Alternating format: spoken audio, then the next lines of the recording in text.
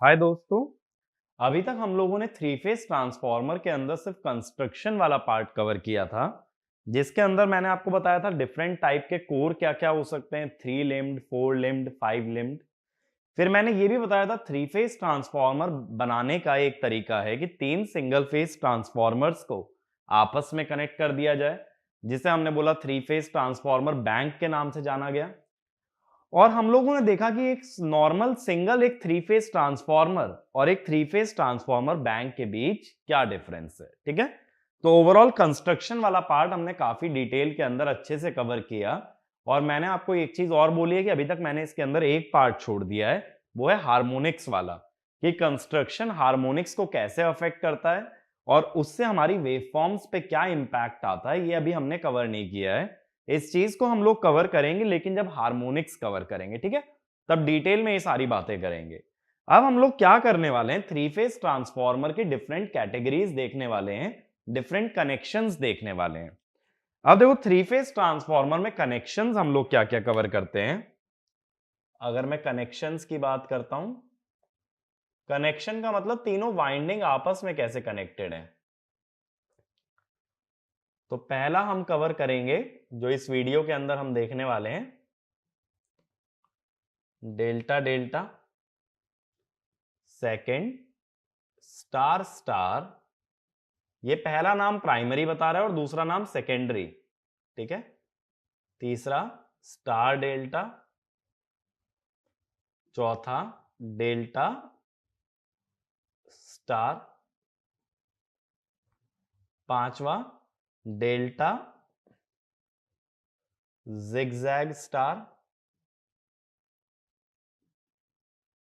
छठा, star zigzag star. सातवां, open delta.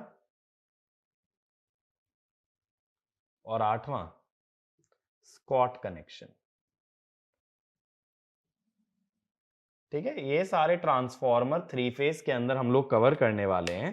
इसमें से अगर मैं गेट की बात करूं, तो गेट के लिए ये 4 कनेक्शन जो हमने शुरू में लिखे हैं और एक ये ओपन डेल्टा। ये ओवरऑल 8 में से 5 कनेक्शन ऐसे हैं जो कि गेट कोर्स के पॉइंट ऑफ व्यू से रेलिवेंट हैं। बाकी सारे अदर एग्जाम्स में पूछे जा सकते हैं, गेट के लिए रेलिवेंट नहीं है। ठीक है, तो इतनी बात मेरी क्लियर है। तो इस लेक्चर को हम लोग शुरू कहां से करेंगे, आज हम लोग बात करेंगे सबसे पहले नेमिंग कन्वेंशन के बारे में, कि थ्री फेज ट्रांसफार्मर की नेमिंग कैसे की जाती है। अब सबसे पहली तो मेरी बात जो तुम लोगों को समझनी है, जो कि बहुत ही इंपॉर्टेंट है, कि थ्री फेज ट्रांसफार्मर को फेज शिफ्टिंग ट्रांसफार्मर के नाम से जाना जाता है। फेज शिफ्टिंग ट्रांसफार्मर क्यों?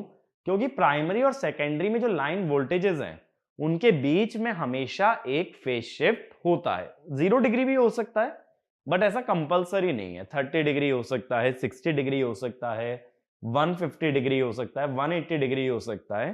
तो अगर प्राइमरी और सेकेंडरी टर्मिनल्स के बीच में कोई भी फेज शिफ्ट आया, और कौन सी वोल्टेजेस में, लाइन वोल्टेजेस में, तो उसे कहते हैं फेज शिफ्टिंग ट्रांसफार्मर। मेरी बात क्लियर हुई? फेज शिफ्टिंग ट्रांसफार्मर कौन से होंगे? Three phase transformers are called as phase shifting transformer. ठीक है, तो भले ही ना एक ये क्वेश्चन बना के लिख लो, ऐसे लिख लो, why three phase transformer, why three-phase transformer is called as phase shifting transformer, is called as phase shifting transformer। तो इसके अंदर लिखना, in three-phase transformer, there is a phase shift, between line voltages, on primary and secondary side, between line voltages on primary and secondary side. So it is called as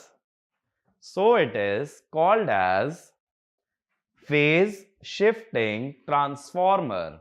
So it is called as phase shifting transformer। अब देखो, इससे पहले हम three phase transformer के बारे में ज्यादा discuss करें तो एक मैं काम करता हूं कि थ्री फेज कनेक्शन के जो बेसिक्स होते हैं एक बार मैं वो रिविजिट करवा देता हूं।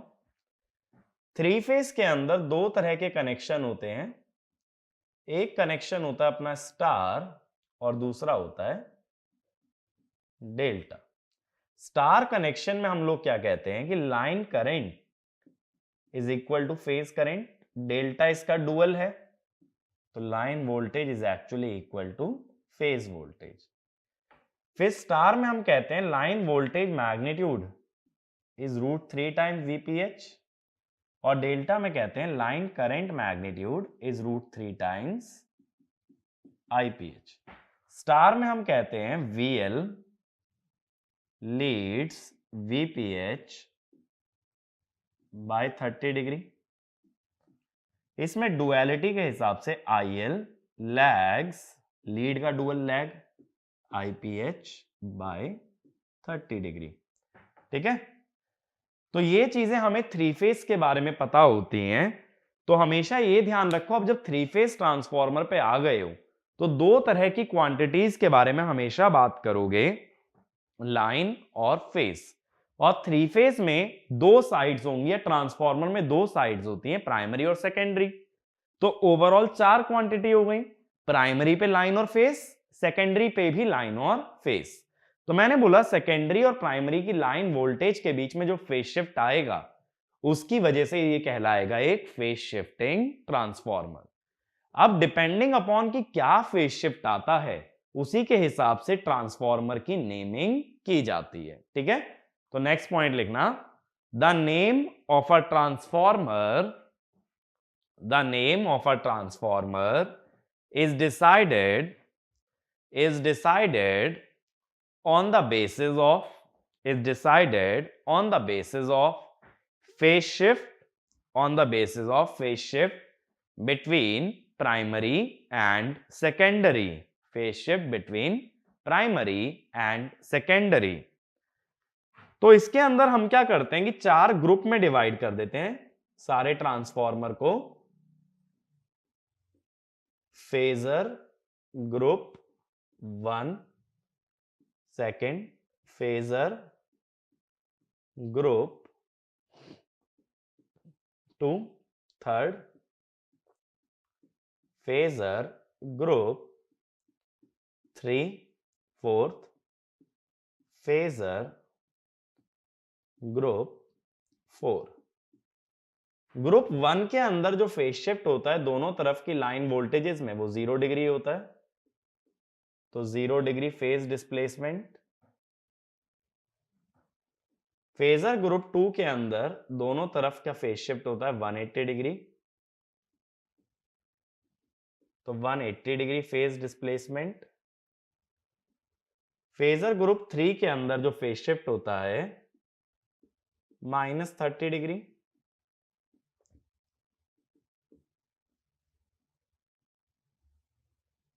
और फेजर ग्रुप 4 के अंदर +30 डिग्री।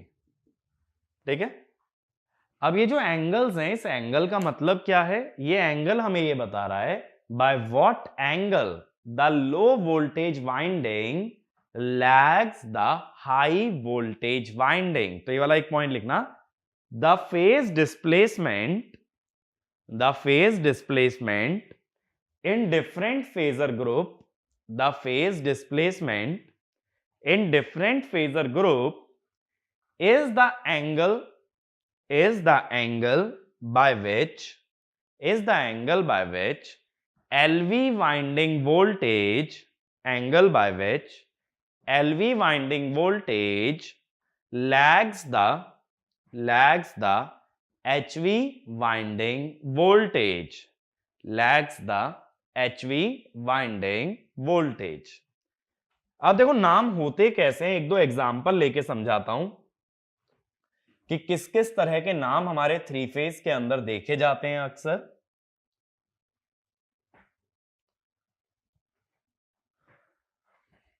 जैसे देखो, मान लो कि हमें ऐसा नाम दिखता है YD1, इसमें अपर केस लेटर बताता है HV वाइंडिंग, लोअर केस बताता है LV वाइंडिंग, और ये 1 बताता है फेज शिफ्ट।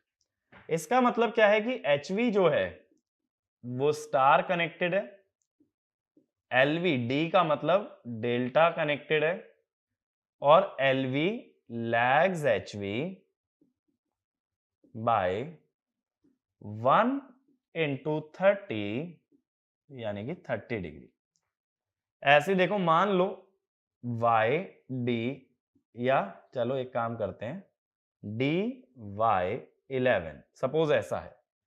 इसका मतलब है HV, अपर केस बताता है HV है डेल्टा, लोअर केस LV वो है स्टार, फिर हम बोलेंगे LV lags HV by 11 into 30 330 degree और -30 डिग्री, और लीड्स बाय 30। 330 में से 360 सब्ट्रैक्ट कर दो तो -30 आ जाएगा ना। तो इसका मतलब है 330 से लैग कर रहा है, माने -30 से लैग कर रहा है। माइनस साइन क्या बता रहा है? अगर लैगिंग में माइनस आ रहा है माने ये एक्चुअल में लीड कर रहा है, तो क्या लिख सकते हो? Leads by 30। तो इस तरह से ट्रांसफॉर्मर की नेमिंग होती है, HV का कनेक्शन, LV का कनेक्शन और उनके बीच का फेज शिफ्ट। ठीक है,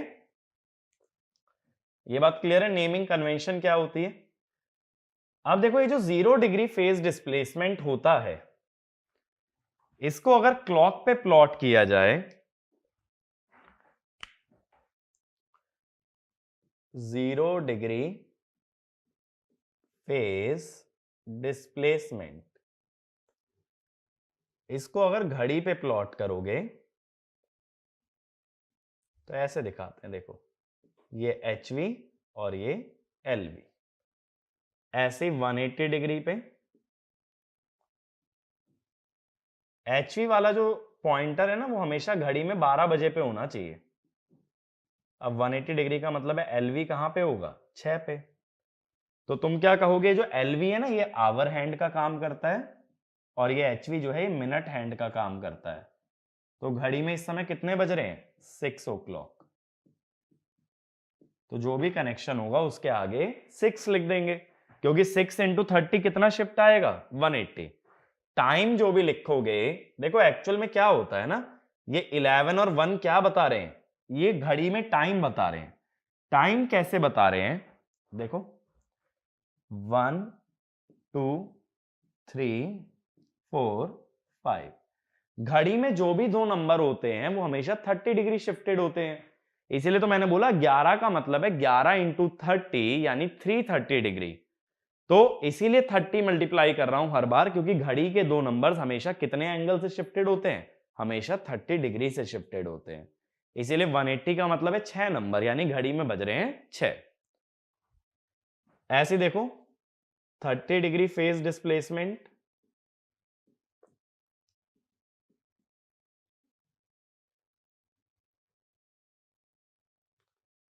थर्टी डिग्री फेज डिस्प्लेसमेंट का मतलब है HV को तो देखो हमेशा 12 पे रखना है, जो मिनट हैंड है। LV वाला 30 डिग्री लैग कर गया, यानी घड़ी में क्या बज रहा है? 1 o'clock। ठीक है, और फिर -30 degree phase displacement,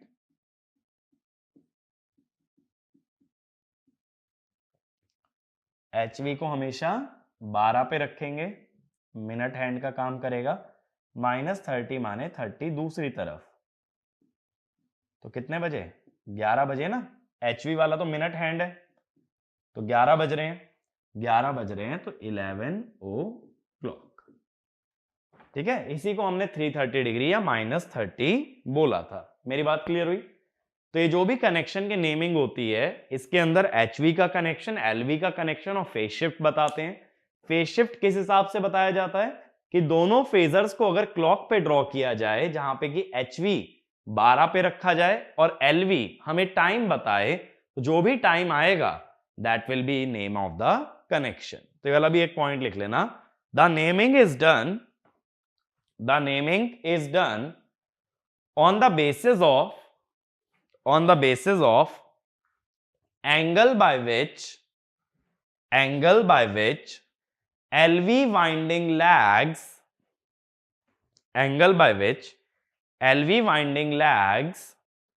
HV winding, and we plot both the voltages on a clock with HV voltage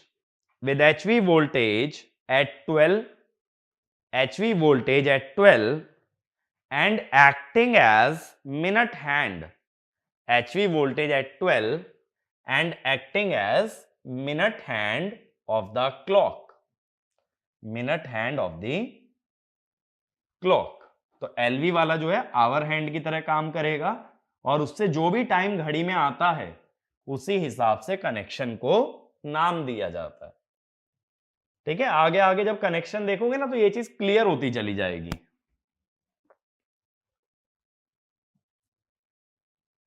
अब इसके बाद अगला लिखना, next heading, factors affecting choice of connection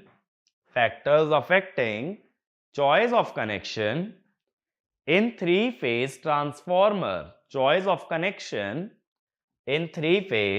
transformer. पहला लिखो, availability of neutral for grounding. इसका मतलब अगर तुम ऐसा कनेक्शन चाहते हो जहां तुम्हें न्यूट्रल को ग्राउंड करना है तो वहां डेल्टा काम नहीं आ सकता, क्योंकि न्यूट्रल सिर्फ किस में प्रेजेंट होता है? स्टार में। थ्री फेज में इतना तो सभी लोग जानते हैं कि डेल्टा के अंदर कोई न्यूट्रल पॉइंट नहीं होता, neutral point is always present in the star. तो अगर न्यूट्रल को ग्राउंड करना है तो तुम्हें स्टार कनेक्शन लेना पड़ेगा, डेल्टा नहीं चलेगा। ये पॉइंट क्लियर है? अगला लिखना, इंसुलेशन टू ग्राउंड और वोल्टेज स्ट्रेस। कहने का मतलब है, देखो मैंने ये बताया था कि किसी भी मशीन की जो वोल्टेज रेटिंग होती है वो इंसुलेशन के प्रोपोर्शनल होती है। तो कितना वोल्टेज पे तुम यूज करने वाले हो उस हिसाब से इंसुलेशन डिजाइन करना पड़ेगा। और वोल्टेज की अगर बात करें तो स्टार और डेल्टा का वोल्टेज अलग अलग होता है, तो इंसुलेशन के हिसाब से वोल्टेज और वोल्टेज के हिसाब से कनेक्शन। तो कनेक्शन इंसुलेशन पे भी डिपेंड करेगा, या ये कह दो इंसुलेशन कनेक्शन पे डिपेंडेंट होगी। ठीक है, अगला, availability of path for the flow of third harmonic current. ठीक है, थर्ड हार्मोनिक के बारे में जब हार्मोनिक्स पढ़ेंगे तब बात करेंगे। आगे चलें, अगला, need of partial capacity when one transformer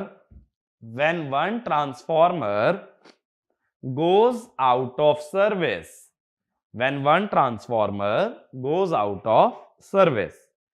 देखो क्या होता है, जब हम ओपन डेल्टा पे आएंगे तो हम ये पढ़ेंगे, डेल्टा में से एक यूनिट खराब हो जाने से वो क्या बन जाता है? Open delta. तो ये पॉइंट यही बता रहा है, अगर तुम ऐसा चाहते हो कि एक ट्रांसफॉर्मर खराब होने के बावजूद भी तुम चला पाओ, भले ही पूरी कैपेसिटी पे नहीं, थोड़ी कम कैपेसिटी पे, तब कौन सा कनेक्शन लेना चाहिए हमें? डेल्टा।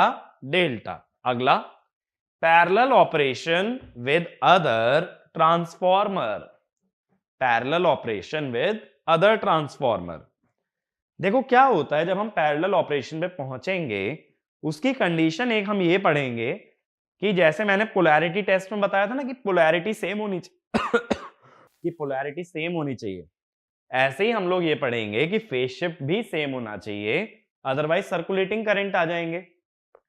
यानी जो भी दो ट्रांसफॉर्मर पैरेलल में जोड़ रहे हो वो सेम फेजर ग्रुप के होने चाहिए। अगर फेज शिफ्ट सेम नहीं हुआ तो there will be circulating current. But इसके बारे में ज्यादा डिटेल में मैं बात करूंगा पैरेलल ऑपरेशन में। अगला लिखो, इकोनॉमिक कंसिडरेशन। इकोनॉमिक कंसिडरेशन, कोई भी कनेक्शन चूज करने के लिए, कोई भी डिजाइनिंग में कॉस्ट एक सबसे इंपॉर्टेंट फैक्टर होता है कि तुम कॉस्ट कितना स्पेंड कर सकते हो, कितना खर्चा कर सकते हो, उसी अनुसार कनेक्शन लिया जाता है। तो ये सारे फैक्टर्स को देखते हुए ही ये डिसाइड हमेशा किया जाता है कि कौन सा ट्रांसफॉर्मर तुम्हारी एप्लीकेशन के लिए बेस्ट है। ठीक है, तो पहले कनेक्शन से शुरू कर रहे हैं। फर्स्ट हेडिंग डाल लेना डेल्टा डेल्टा कनेक्शन। ठीक है, डेल्टा डेल्टा कनेक्शन। अब देखो यहां पे एक चीज समझो कि जब डेल्टा डेल्टा या कोई भी कनेक्शन, अब हम आगे पढ़ेंगे, अब आगे जो भी बात होगी ना सारी कनेक्शंस की ही होगी, उसमें हमेशा ये फिगर आउट करने की कोशिश करो कि मैं फेजर डायग्राम कैसे बना रहा हूं। मैं क्वेश्चन टैकल करना भी बताऊंगा, फेजर पे बेस्ड क्वेश्चन को टैकल कैसे कर सकते हो, और ये भी देखेंगे बेसिक से फेजर डायग्राम बनता कैसे है। ठीक है, तो हर चीज को बिल्कुल जड़ से समझने की कोशिश करना, क्योंकि इसमें सबसे ज्यादा प्रॉब्लम किसी भी स्टूडेंट को जो आती है वो फेजर डायग्राम में आती है। तो फेजर डायग्राम स्लोली लेके चलेंगे, ग्रेजुअली उसको बिल्डअप करते हैं। ठीक है, तो पहले डेल्टा डेल्टा कनेक्शन में मैं वाइंडिंग्स बनाता हूं। अब देखो 3 फेज ट्रांसफॉर्मर में हमेशा वाइंडिंग्स जो दिखा देते हैं ना वो हॉरिजॉन्टल दिखा देते हैं। हॉरिजॉन्टल नहीं भी होंगी तो क्या होगा ये आगे देखेंगे। अभी के लिए ये मानो ये 3 वाइंडिंग हो गई प्राइमरी की,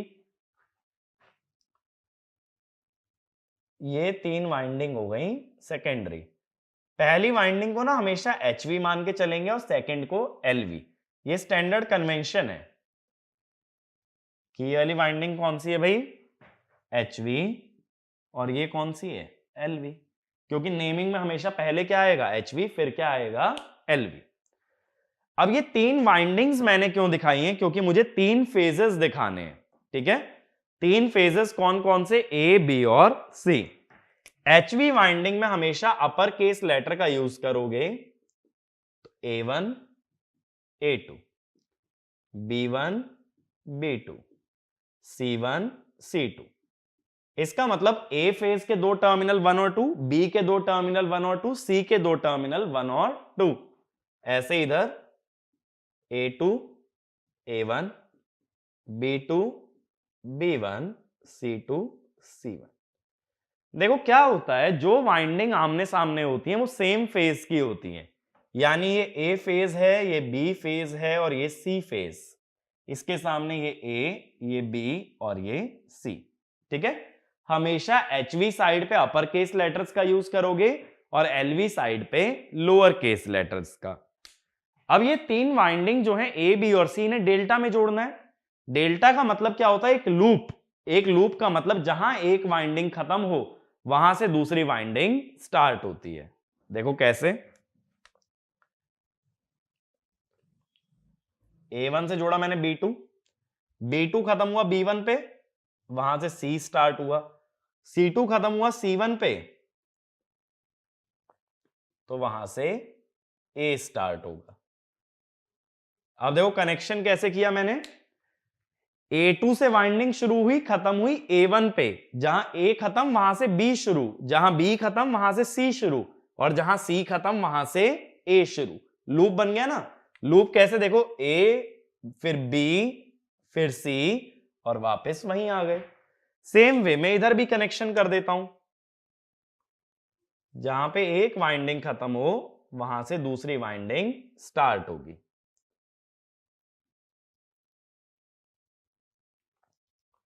ये बन गया कनेक्शन। अब मेरे को क्या जानना है, मुझे इस कनेक्शन का नाम जानना है और इसका फेजर डायग्राम ड्रॉ करना है।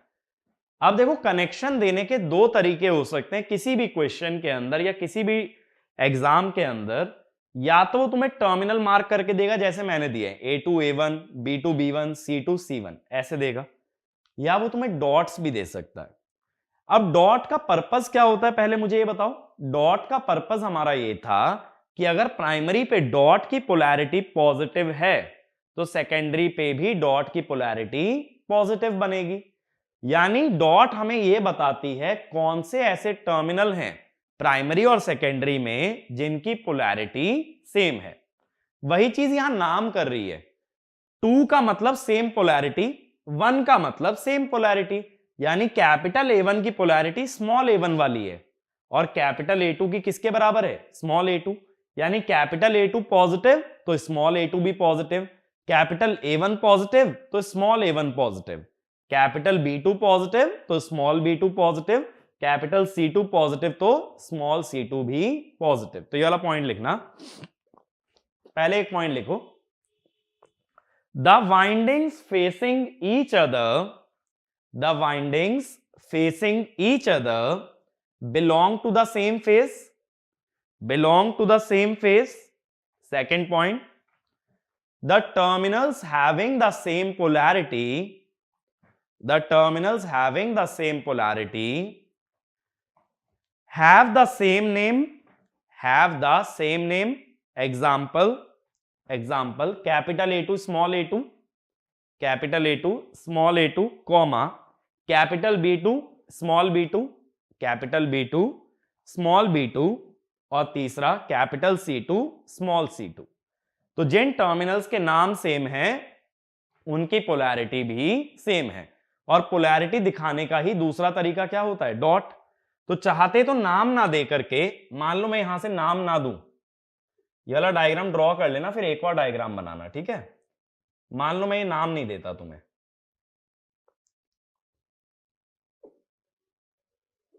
ऐसा भी मैं कर सकता हूं, ऐसा नाम कुछ भी ना दूं,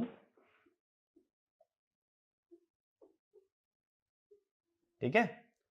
मैं सिर्फ यहां तुम्हें दे देता हूं डॉट्स,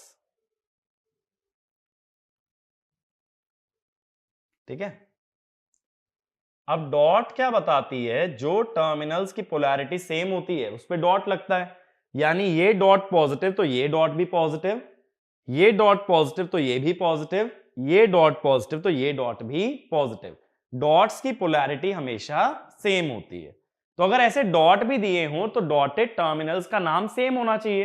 तो अगला पॉइंट ये लिखो, the dotted terminals on primary and secondary, the dotted terminals on primary and secondary have same polarity of voltage, have same polarity of voltage, so they can be given, so they can be given identical name, they can be given identical name।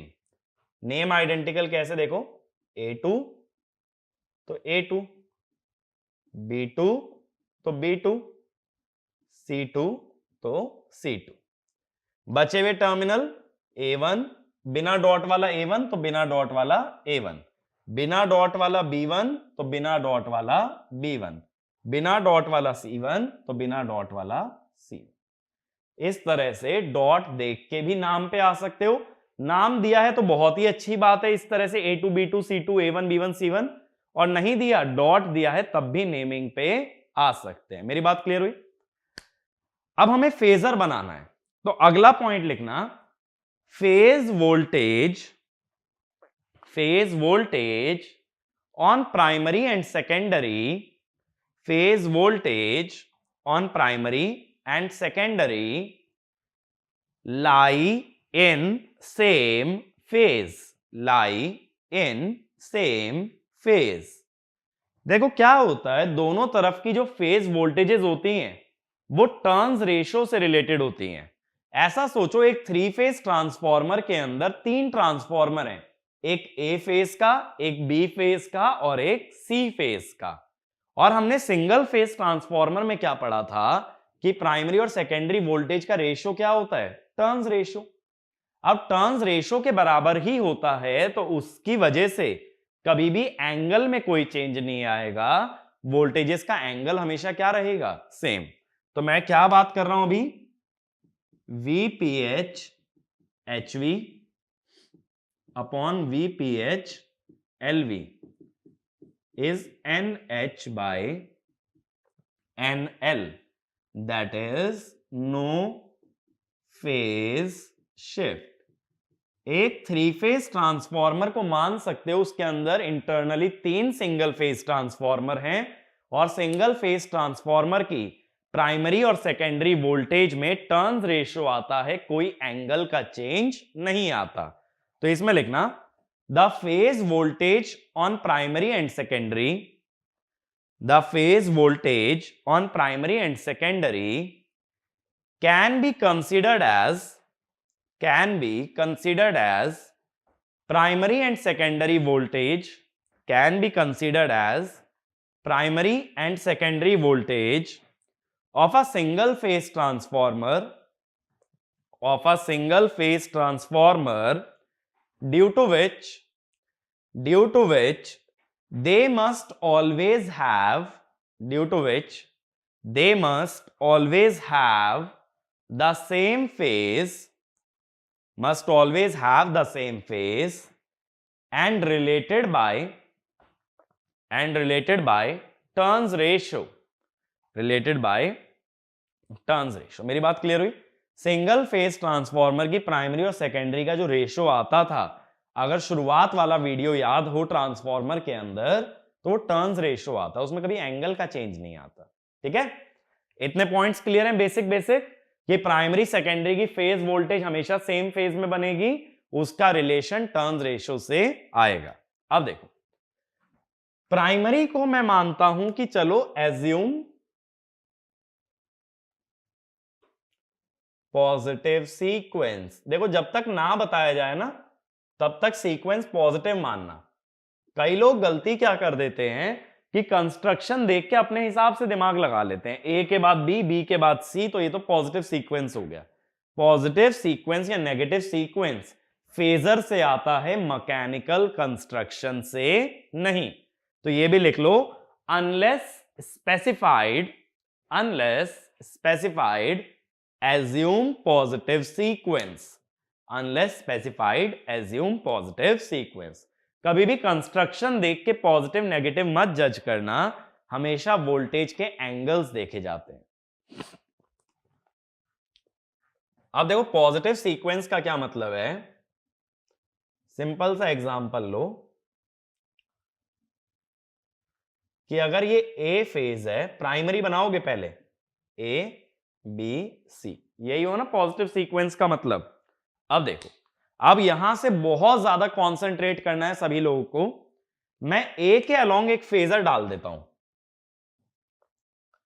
ये phasor मैंने ऐसे बना दिया, A1 से A2। ठीक है, phasor हमेशा directed उस टर्मिनल की तरफ रखना जो टर्मिनल बाहर निकला हुआ है। देखो, A1 को मैंने बाहर एक्सटेंड नहीं कर रखा ना A1 को, ना B1 को, ना C1 को। एक्सटेंड किसे किया है? A2, B2, C2। तो एरो हमेशा उस टर्मिनल की तरफ रखो जो एक्सटेंडेड है। तो ये भी पॉइंट लिख लो इसके नीचे, the direction of phasor should be towards the terminal coming outwards, जो बाहर निकला हुआ है। एक फेजर बना लिया ना, अब बी वाला फेजर इसके अलोंग आएगा, डायरेक्ट नहीं बनाना है। अगर स्टैंडर्ड फेजर की बात करूं तो बी में यह भी ध्यान देना है कि A1 और B2 बात एक ही है। तो मैं ये बोल रहा हूं, एक्चुअल में B1 से लेके B2 जो फेजर बनेगा वो ऐसे बनना चाहिए, लेकिन कनेक्शन ऐसा रखना है A1 और B2 एक ही पॉइंट पे लाई करें। तो ये जो तुमने B1 B2 वाला फेजर बनाया है, इसको ऊपर शिफ्ट कर दो। कैसे? ऐसे। सेम लेंथ का सेम डायरेक्शन में फेजर है, बट मैंने क्या कर दिया? B1 B2। बात मेरी क्लियर हुई? ये चीज क्लियर है क्या किया है? देखो, जैसे वेक्टर होते हैं ना, ऐसे ही फेजर होते हैं। किसी भी फेजर की डायरेक्शन और लेंथ ना बदलो तो उसे उठा के कहीं भी रख सकते हो। ये B1 B2 को पिक करके यहां रख लो, कोई दिक्कत नहीं है, नीचे रख लो, कोई दिक्कत नहीं है, बट उसकी लेंथ और उसकी एंगल सेम रहनी चाहिए। तो B1 B2 कायदे से नीचे आना चाहिए था, लेकिन ये कनेक्शन ऐसा कह रहा है कि B2 और A1 जुड़े हैं, तो मैंने इसको ऐसे शिफ्ट कर दिया कि B2 और A1 सेम पॉइंट पे आ गए। अब ऐसे ही C1 C2 इस तरफ आना चाहिए, इसी तरफ आना चाहिए ना C1 C2, लेकिन कनेक्शन ऐसा हो कि B1 से क्या जुड़े, C2। B1 से C2 अगर जोड़ना है तो इस फेजर को पैरेलल शिफ्ट करके इधर ले आओ। ये बन गया ट्राइंगल। तो डेल्टा का फेजर डेल्टा की फॉर्म में ही बनाते हैं अगर एक स्टैंडर्ड की बात करें। अब इसके बाद कौन से टर्मिनल्स पे ध्यान देना है, जो बाहर निकले हैं। जो बाहर निकले हुए टर्मिनल्स हैं इन्हीं पे सप्लाई या लोड कनेक्ट हो सकता है। अभी तो फिलहाल बात सप्लाई की करूंगा कि प्राइमरी पे सप्लाई, सेकेंडरी पे लोड। तो हमें कौन से टर्मिनल्स पे ध्यान देना है, 2 वाले, क्योंकि वो बाहर निकल रहे हैं। अब क्या करना है कि अगर इसको और स्टैंडर्ड देखना है तो और स्टैंडर्ड देखने के लिए क्या करो, या चलो इसमें इजी वे आउट बताता हूं, क्यों कॉम्प्लिकेट करें। जो टर्मिनल्स बाहर निकल रहे हैं ना, डेल्टा के अंदर एक स्टार बना लो। जो C2 की तरफ गई लाइन वो C, जो A2 की तरफ गई वो A, जो B2 की तरफ गई वो B। बन गया। इसे बोलते हैं, डॉटेड वाली जो मैंने लाइंस बनाई है इन्हें बोलते हैं रेफरेंस फेजर। रेफरेंस फेजर को मैंने नाम किसके हिसाब से दिया कि वो किस टर्मिनल को टच कर रहा है। पहली बात दोबारा समझते हैं। मैंने 3 लाइन ड्रॉ करी पॉजिटिव सीक्वेंस की, A B C। ए वाला फेजर बनाया, फिर बी वाला बनाया, बट बी को रखा ऐसे कनेक्शन के जैसे। सी वाला बनाया, सी को भी रखा कनेक्शन के हिसाब से। फिर मैंने देखा कौन से टर्मिनल बाहर निकले हैं, A2 B2 C2, उन पे मैंने सर्कल कर लिया।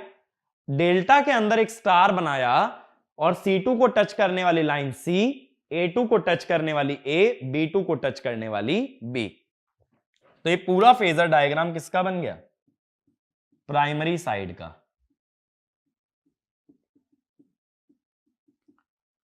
अब अभी मैंने ये बोला प्राइमरी और सेकेंडरी की फेज वोल्टेज सेम फेज में होती है। फेजर में सेम फेज का मतलब होता है पैरेलल। तो अगला पॉइंट लिखना, द सेकेंडरी और LV phase voltages, the secondary और LV phase voltages must be drawn parallel to primary phase voltage। Primary phase voltage parallel बनाना है। तो देखो कैपिटल A1 से कैपिटल A2 राइट की तरफ है, तो ऐसे ही बना लो, राइट की तरफ ही बना लिया, स्मॉल A1 से स्मॉल A2, ठीक है ना। ये कैपिटल A1 से कैपिटल A2 है, ऐसे ही बना लिया स्मॉल A1 से स्मॉल A2। फिर ये है कैपिटल B1 से कैपिटल B2, ऐसे ही बनाना है स्मॉल B1 से स्मॉल B2, लेकिन कनेक्शन देख के। कनेक्शन देख के कैसे कि B2 किससे जुड़ना चाहिए, A1 से, तो लाइन इसके पैरेलल रहेगी, लेकिन B2 को किससे जोड़ोगे, A1 से। तो लाइन इसके पैरेलल ही रखो, बट B2 को जोड़ो A1 से। देखो ये वाली जो लाइन है ना, ये एज इट इज यहां उठ के आ गई है, बस लेंथ छोटी कर दी। लेंथ क्यों छोटी कर दी, क्योंकि वो एलवी साइड है, लो वोल्टेज। तो एज इट इज यही लाइन मैंने यहां ड्रॉ की है, लेकिन इसका टिप ऐसे रखा कि B2 किस पे आके लगे, A1 पे। अब C1 से C2 ऐसे बनना चाहिए, C1 से C2 कैसे आना चाहिए, इस डायरेक्शन में। लेकिन क्या ध्यान देना, C2 जुड़ेगा B1 से, तो इसी डायरेक्शन में उठा के एक फेजर यहां ले आओ, ये ले आए, C2 जुड़ गया B1 से। बात समझ आई। ये जो फेजर है यही उठा के मैंने यहां रख दिया है, बट C2 को किससे जोड़ा है, B1 से। अब फिर से देखो कौन से टर्मिनल बाहर आ रहे हैं, A2 B2 C2, इन पे सर्कल कर लो। अब क्या करो, रेफरेंस फेजर बना लो, सॉरी A1 पे नहीं, B2 पे सर्कल करोगे। रेफरेंस फेजर बना लो, जो C से जुड़े वो C, जो B से जुड़े वो B, जो A से जुड़े वो A। अब ये वाला कौन सा हो गया, ये हो गई LV साइड का फेजर। अब जो फेजर वर्टिकली अपवर्ड्स है ना, उस पे ध्यान दो। HV का कैपिटल C ऊपर है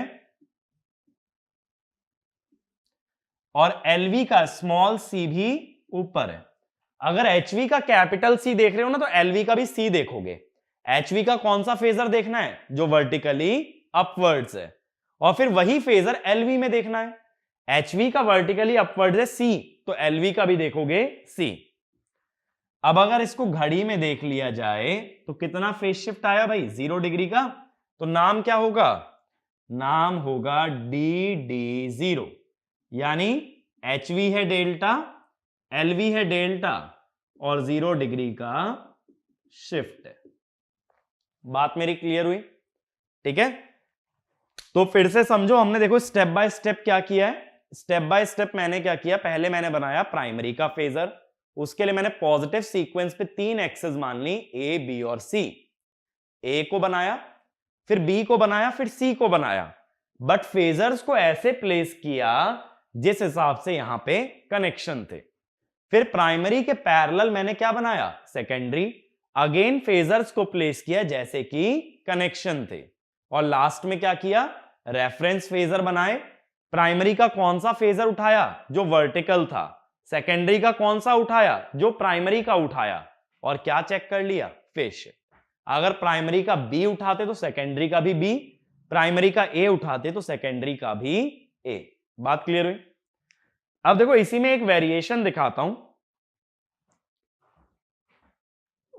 इसमें क्या करना ना, जो नया कनेक्शन बता रहा हूं, वीडियो पॉज करके एक बार पूरा वापस से ट्राई करना जैसे मैंने बनाया, फिर मैं स्टेप बाय स्टेप बताऊंगा कि कैसे बनेगा। बट एक बार अपने से भी ऐसे ही ट्राई करो जैसे मैं बना रहा हूं। अब की बार देखो मैं कनेक्शन थोड़ा सा चेंज कर दे रहा हूं सेकेंडरी का। अब यहां से थोड़ी अंडरस्टैंडिंग बेहतर हो पाएगी।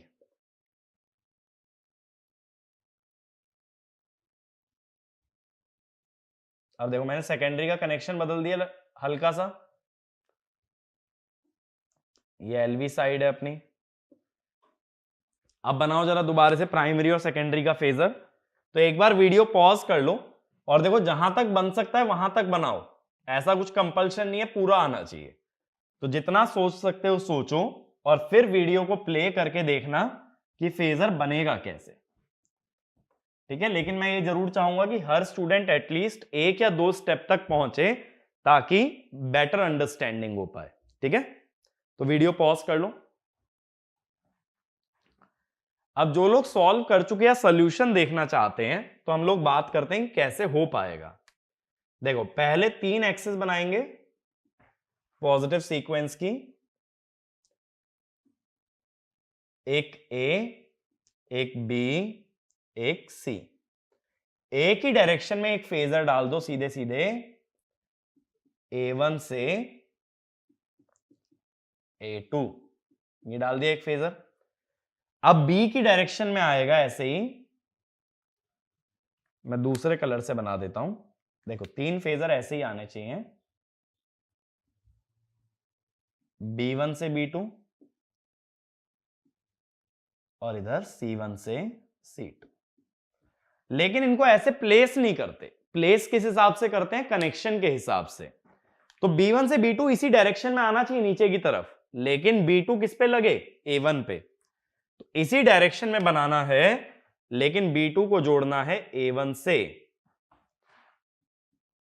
तो B2 B1। सेम वे में C1 से C2 ऐसे ही जाना चाहिए, लेंथ भी यही, डायरेक्शन भी ये, लेकिन C2 जुड़ना चाहिए B1 से। तो C1 से C2 ऐसे ही जाएगा, लेकिन C2 जुड़ेगा B1 से। अब कौन से टर्मिनल्स को हाईलाइट करोगे? जो एक्सटेंडेड हैं, A2, B2 और C2। C2 की तरफ रेफरेंस फेजर जाएगा C, A2 की तरफ A, B2 की तरफ B। ये बन गया। अब सेकेंडरी के फेजर प्राइमरी के पैरेलल, A1 से A2 ऐसे ही बनाओगे,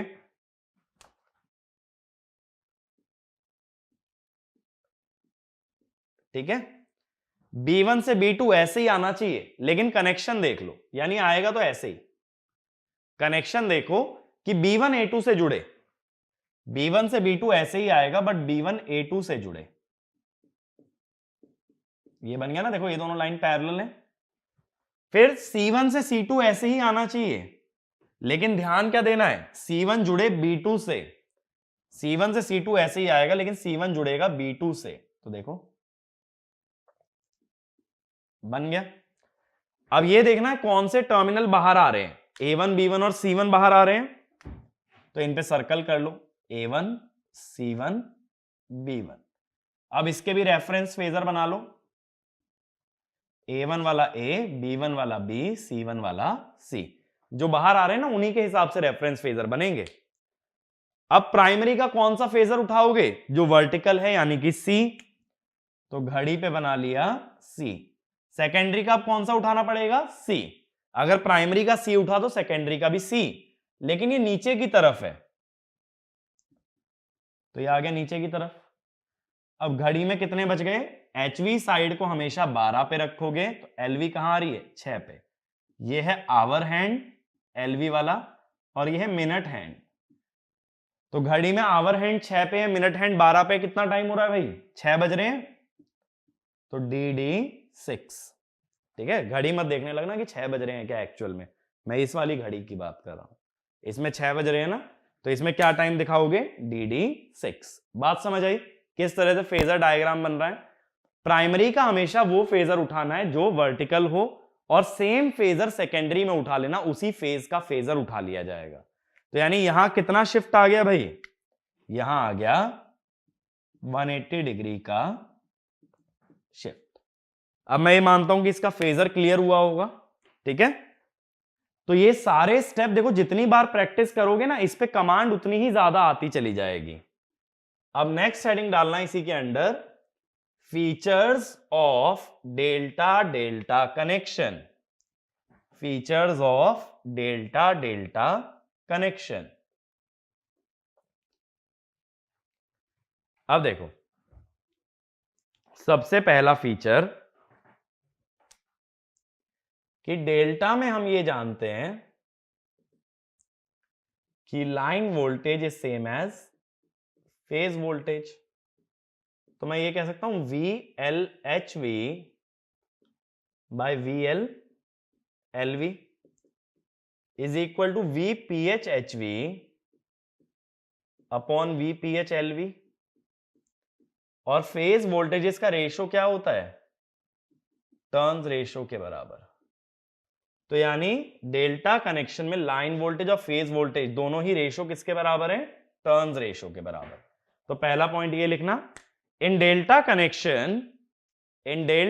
connection ratio of line voltages, in delta connection या delta delta connection ratio of line voltages is same as ratio of phase voltages is same as ratio of phase voltages which is equal to turns ratio, which is equal to turns ratio। ठीक है।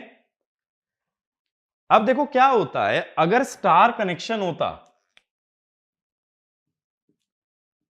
Star में VPH लिखा जाता VL bye √3 और delta में VPH है VL। अब जो हमने वोल्टेज इक्वेशन सिंगल फेज के लिए पढ़ी थी ना, वो एक्चुअल में VPH के लिए होती है।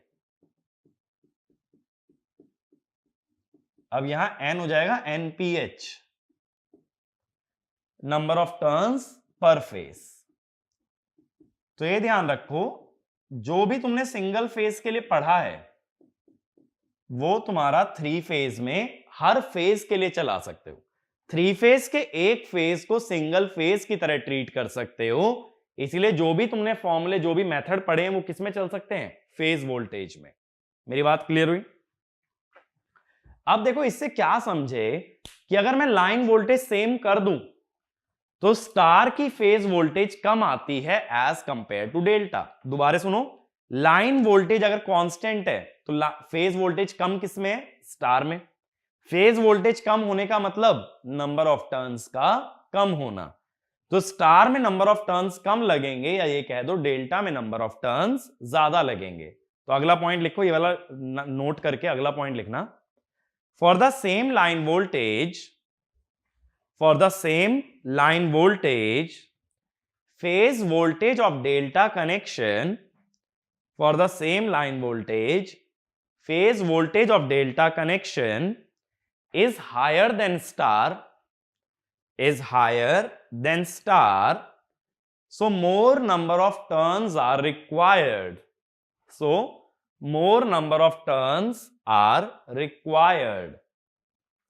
ठीक है. सेम वे में अगर क्रॉस सेक्शनल एरिया की बात कर लें कंडक्टर के, तो जैसे वोल्टेजेस को कंपेयर किया है ऐसे ही कंपेयर कर सकते हो करंट्स को. तो क्या बोलोगे कि स्टार के अंदर IPH होता है IL और डेल्टा के अंदर IPH होता है IL/√3. यानी कि सेम IL के लिए IPH कम किस में, डेल्टा में, और IPH is proportional to cross section area of conductor. तो सेम लाइन करंट के लिए डेल्टा का फेज करंट कम आएगा. डेल्टा का अगर फेज करंट कम है तो उसका क्रॉस सेक्शनल एरिया भी कम होगा. तो अगला point, for the same line current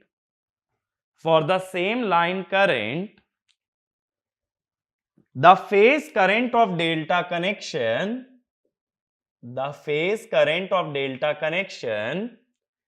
is 57.7% as compared to star connection.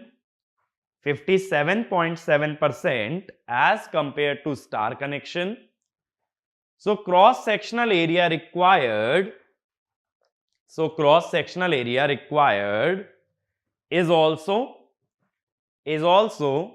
57.7% as compared to star connection. 57.7% as compared to star connection. ठीक है. तो इसमें क्रॉस सेक्शनल एरिया कम लगता है.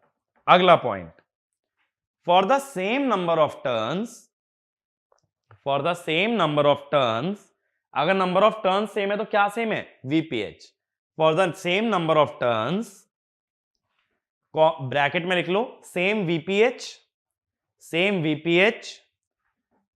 Line voltage of delta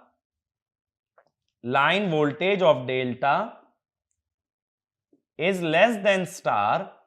line voltage of delta is less than star, क्योंकि देखो delta में line है VPH, स्टार में है √3 VPH.